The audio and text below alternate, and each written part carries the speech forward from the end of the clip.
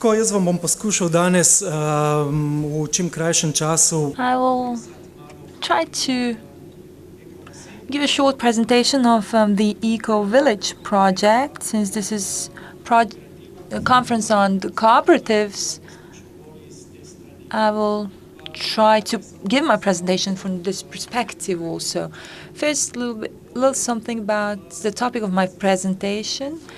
Eco-villages are communities with vibrant social structures, vastly diverse and yet united in common ecological, economic, social and cultural values and goals.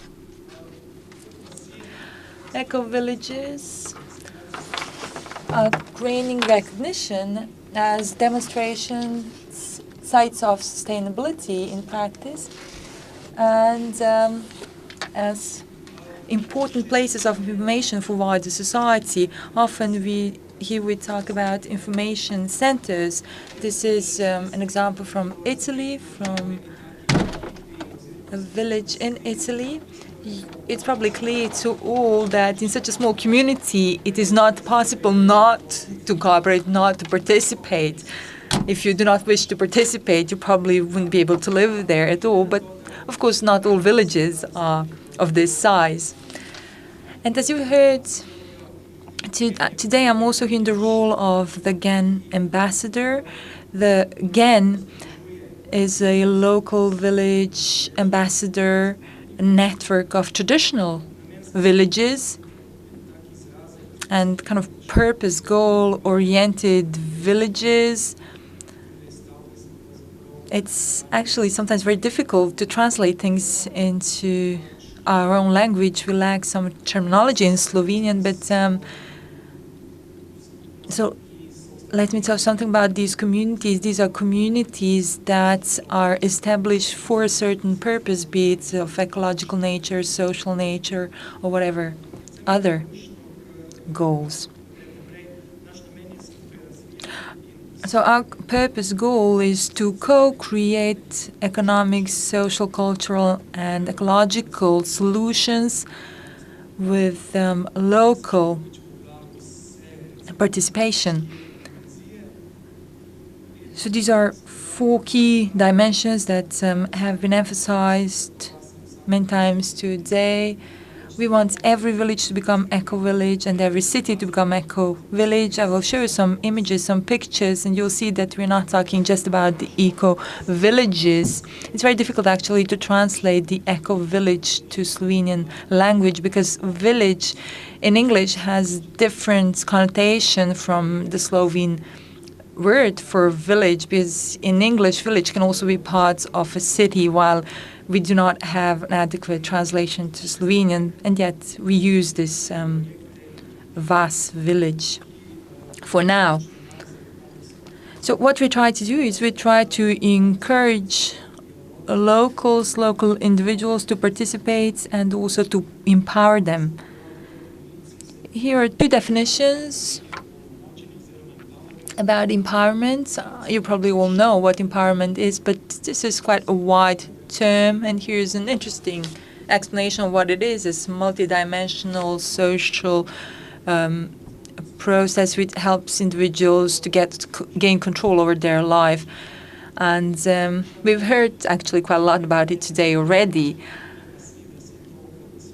The way I personally see these villages, I see them as kind of cooperatives that provide living space for people, and lots of people actually work in these eco-villages. In some cases, actually, all inhabitants work in this type of a cooperative. So this is maybe an interesting idea of a cooperative. So I'll show you now some images, some pictures. I'll try to be as fast as possible. You know, I thought I'd have at least 45 minutes time to tell you about it all and to show you all these pictures, but I'll try to be fast. This is Siebenlinden, one of my favorite eco-villages that was established about 20 years ago by 11 individuals who wanted to live in a slightly different manner. They wanted to change their life. Today, the community is much bigger. I think over 150 inhabitants live there. and occasionally some others come for visits. There's now almost 200 of them.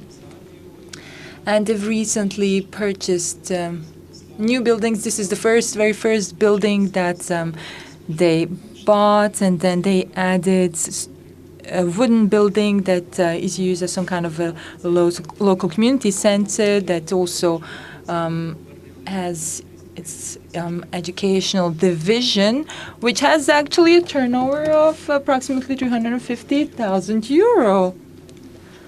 I participate myself at a 2-week permaculture course there. I'll try to speak less about the structure itself of these eco-villages. I'd like to share with you the feeling, the experience. What are they doing? What's their life like? Here you can see two stray houses. These are pictures from Istria.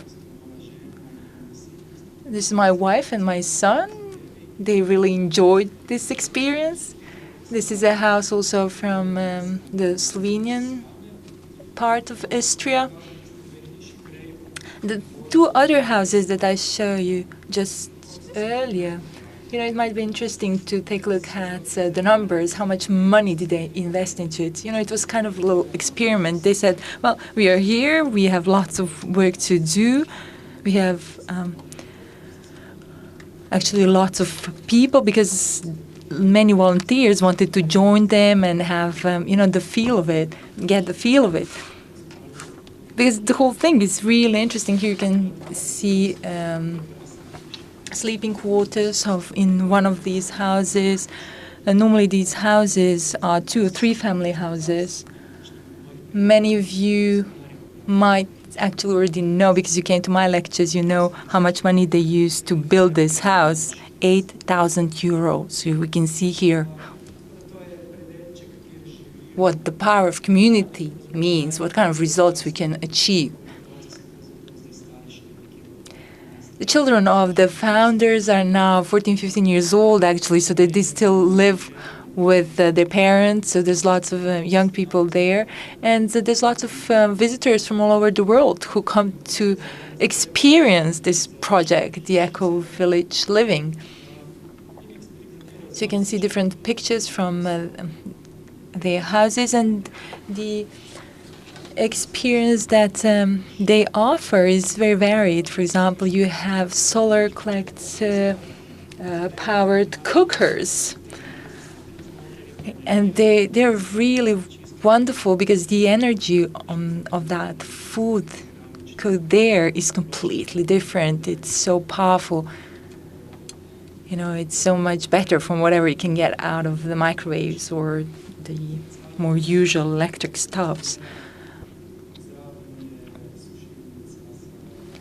Then we have drying room for herbs or fruit, etc. So they're really experimenting and really enjoying themselves.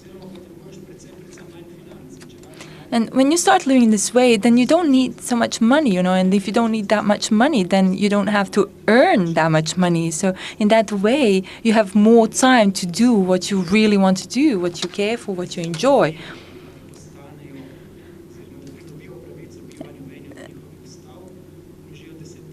In order to gain the right to live in one of these houses, you have to invest 10,000 euro, and then you just can move in and live there. All these ideas are very interesting, especially because we all know how much we paid for our own apartments here in the cities. Now, I think this is a very interesting example also on how to provide new solutions for the problems they face. So here we have the so-called compost bin-based toilets.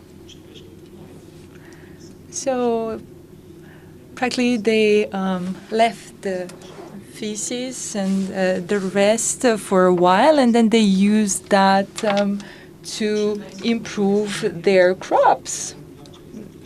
The crop yield.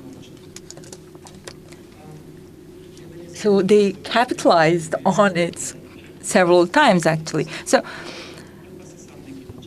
what you can further do is you can have like a community meal, or you can cook on your own.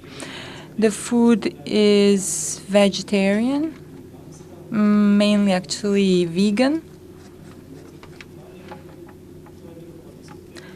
This is a discotheque in this eco-village. And what I thought was quite interesting, that nobody really was craving for alcohol. Of course, they do have access. They can have alcohol. It's not like alcohol or meat would be banned, but actually most of the inhabitants are vegetarian or vegan. And then they also have other fun stuff on the offer. There you could see the summer showers. And it's also very interesting to hear about the food, how they provide meals. Those who wish to have a meal have to contribute €1 for cooking. So this is for children. Or if you provide 7, so generally you have to pay €7 to have access to the food storage. So you can just access the storage and get whatever you need from it. And then if you add another euro to it, so the total of €8, your meals will be cooked, prepared for you. They own a lot of land. They're more or less successful in using the land that they have at their disposition, because actually they could just not really manage it. All the land they had way too much of it, so now they actually rented part of it. Because, not everybody really wants to have a garden and take care of a garden.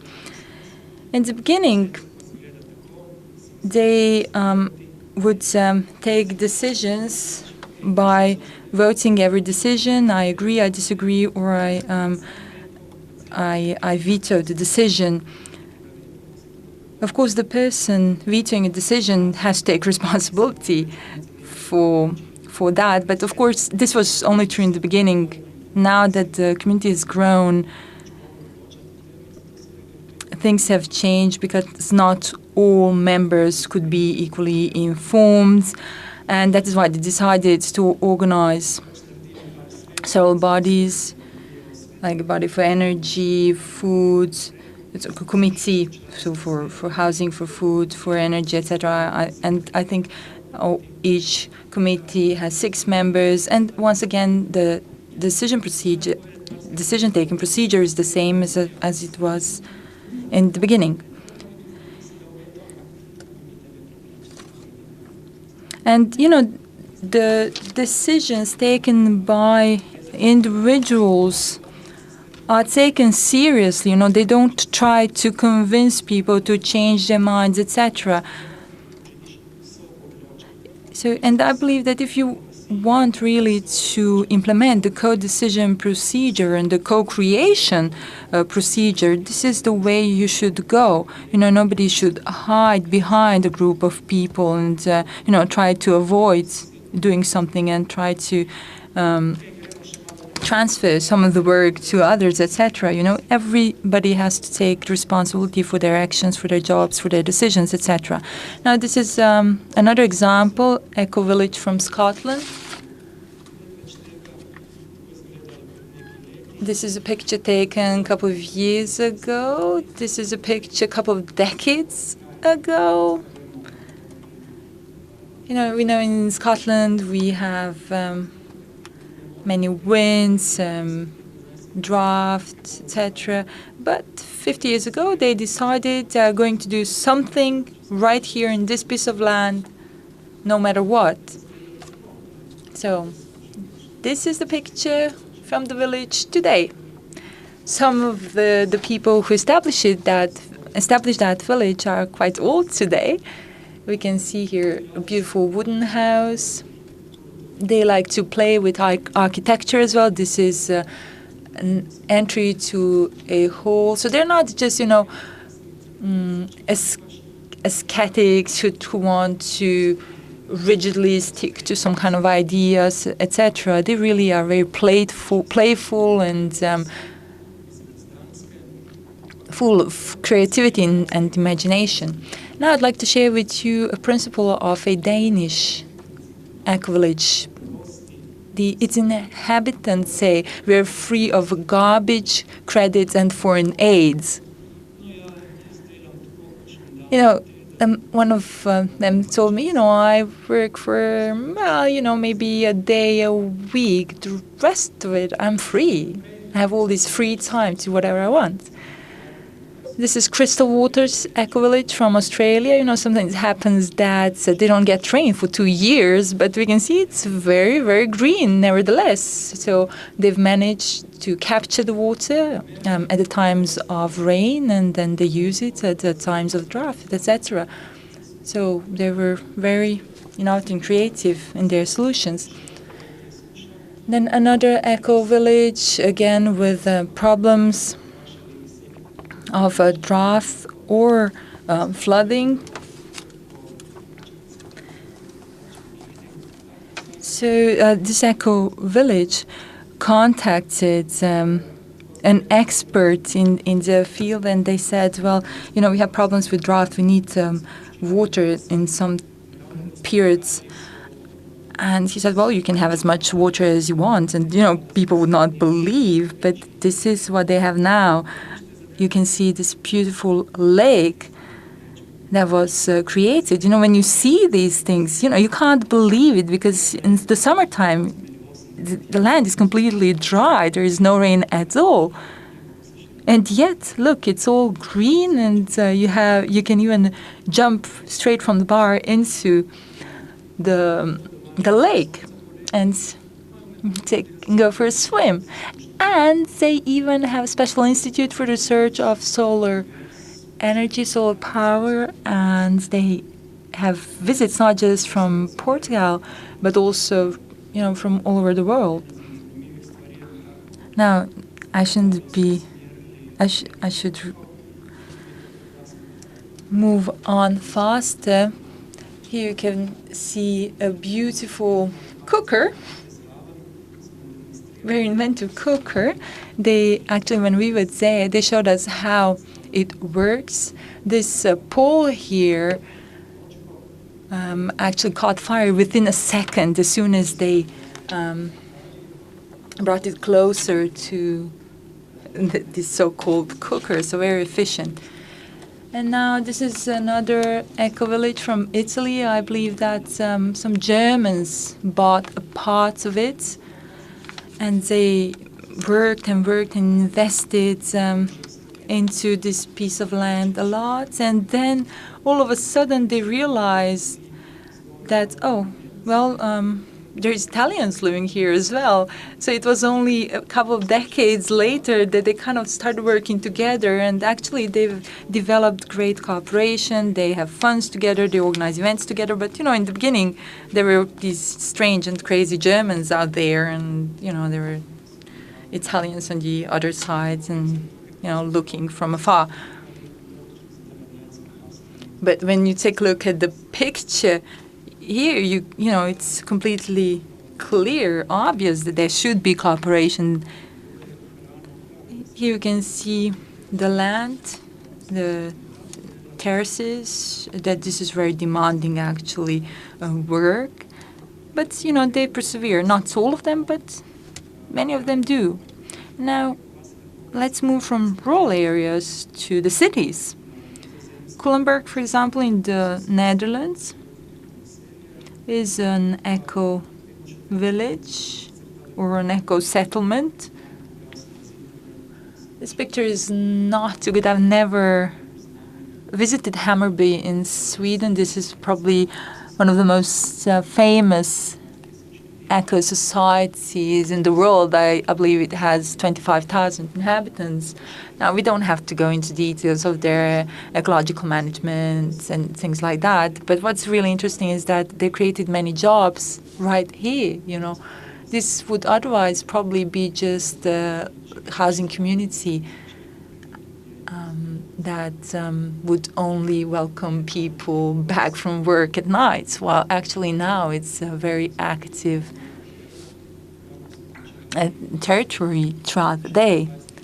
Now, this is the eco-village called La Nuova Terra from Italy. And you might be interested in knowing how much they've invested into 1 square meter of these really exceptional houses that they built. They used 2,000 euros per square meter when building their first house, and now these, which are of much higher quality, they've only used 600 euros for square meter. They used hay as the building material. This is one of the rooms, and they used about 900 euros per square meter to build this big room. They own about 1 hectare of land, and they actually have quite good local produce, and they actually sell their products up to Udine or Trieste and many other parts of northern Italy. They've actually developed some of their own so-called homeodynamic methods. So they combined biodynamics with homeopathy. And this resulted in these really happy people and events. And this is a picture from Slovenia, actually an event that took place last year. We do not yet have an eco village here in Slovenia, but we are now, starting with some of the activities, and this was one of the first meetings of interested individuals. What is important is to have high-quality individuals who are willing to take responsibility. And once we have a number of such individuals, we can become a high-quality team, and then we can really make a difference. Thank you very much for your attention here. I will conclude with my presentation.